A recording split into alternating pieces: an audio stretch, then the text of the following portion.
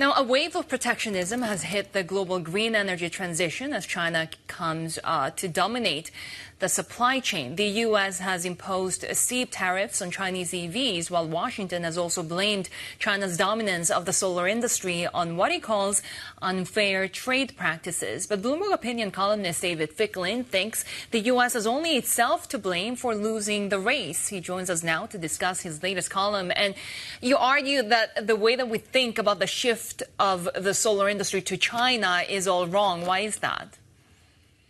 Yeah, well, if you look at the Biden administration's announcement around these 50% tariffs on solar products back in May, it was justified on the basis that China came to dominate the solar industry through, the quote was unfair trade practices, things like state subsidies, unilateral import bans. I think if you look at the micro level of individual companies, it's very obvious that this is actually not the case.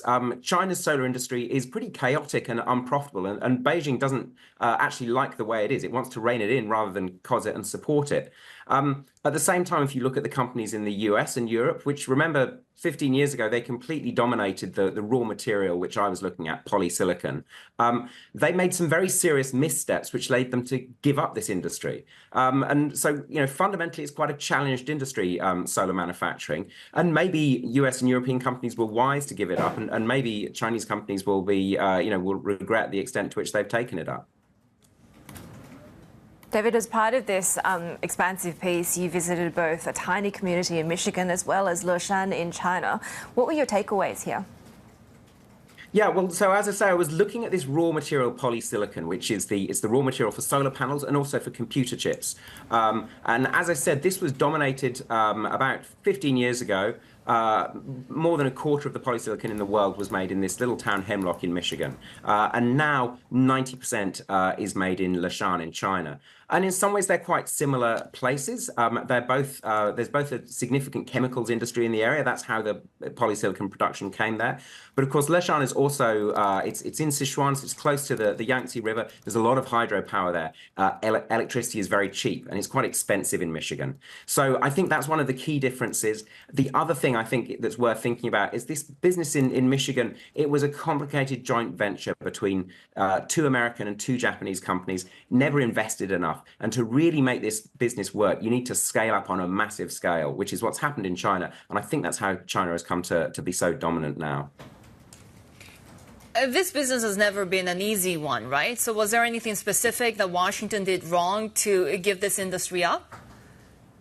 Yeah, I mean, I think there's some key things. In terms of what Washington did wrong, I think the most important one was in the early 2010s, we actually had a previous iteration of the current trade war that we're having over solar panels.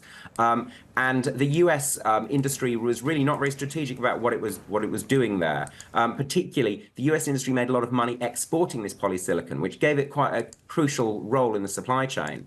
But a German solar manufacturer then went to the US Department of Commerce and started an anti-dumping investigation against China, which went through, but with very little justification. And of course, when you do these trade cases, you end up with countervailing, trade cases from the other government. So what happened is China then struck the US polysilicon industry. The US polysilicon industry proceeded to collapse. The European one actually is still going pretty effectively because Europe is still exporting its polysilicon to China. So I think starting trade wars inevitably ends badly, and particularly if you start a trade war without investing back in the supply chain, which is what the US failed to do.